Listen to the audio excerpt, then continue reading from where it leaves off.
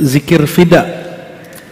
Kalau di Thariqat Naqsyabandiyah, begitu juga Qadiriyah atau TKN atau Khalidiyah, disebut dengan zikir khatam tahlil atau ataqah, zikir pembebasan.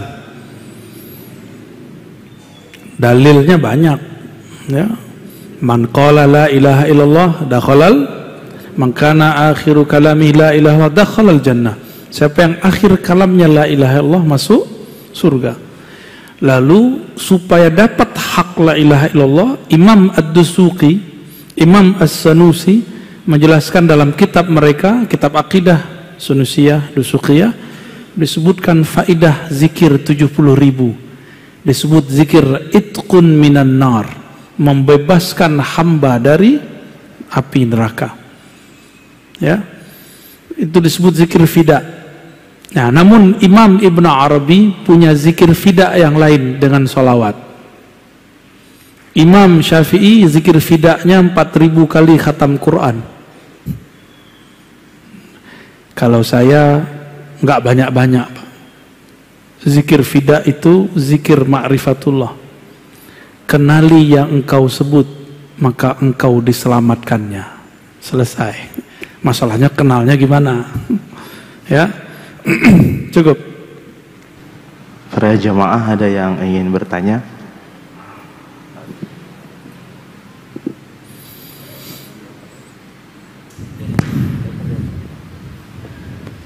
Langsung pertanyaan, ya. Pak Fauzan.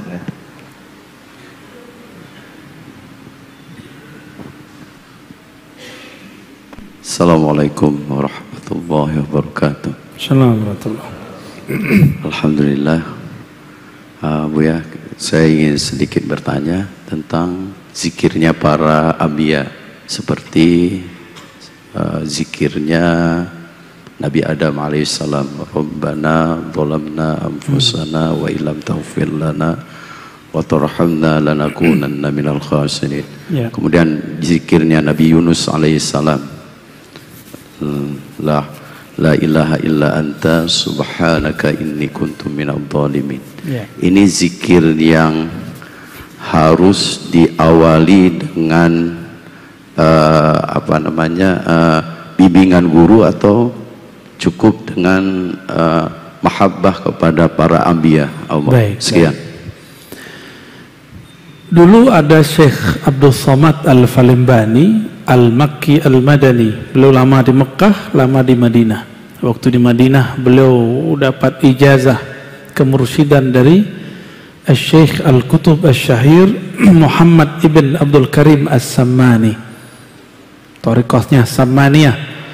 Thariqat Sammaniyah itu gabungan dari Qadiriyah dan Khalwatiyah, Naqsyabandiyah, Anfasiyah, dan beberapa thariqah yang lain. Beliau mengajarkan kepada Syekh Abdul Somad, zikir itu ada yang umum, namanya zikir hasanat, kapan aja boleh, karena cinta. Ada zikir yang darajat. Apa arti darajat? Berzikirnya dengan teknik tertentu, kaifiat tertentu, ijazah tertentu. Kenapa begitu? Frekuensi kolbu kita tidak sama dengan kolbu Rasul Sallallahu Alaihi Wasallam. Para nabi seperti Nabi Yunus, Nabi Adam, mereka itu nabi, kita bukan. Supaya kolbu ini dapat mengikuti kolbu mereka, maka ada namanya kaifiyat.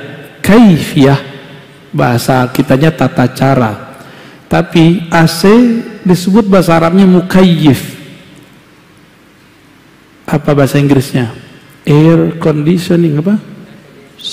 Ya, pengkondisi udara gitu kalau diterjemahkan. Maka kaifiyat itu dalam bahasa psikologi disebut conditioning sebelum zikir.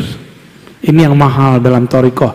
Jadi apa yang membuat zikir thariqah bisa bertahan, bisa berbeda dengan zikir orang biasa, ustadz yang tidak berthariqah? Orang berthariqah itu punya conditioning. Misalnya gini, ila hadratin Nabi al-Fatihah gitu ya, ila ruhi. Itu semua namanya conditioning, mengkondisikan kolbu supaya siap mengikuti zikir, supaya pikiran ikut kolbu, bukan kolbu ikut pikiran. Ini ciri-cirinya kalau kolbu ikut pikiran apa?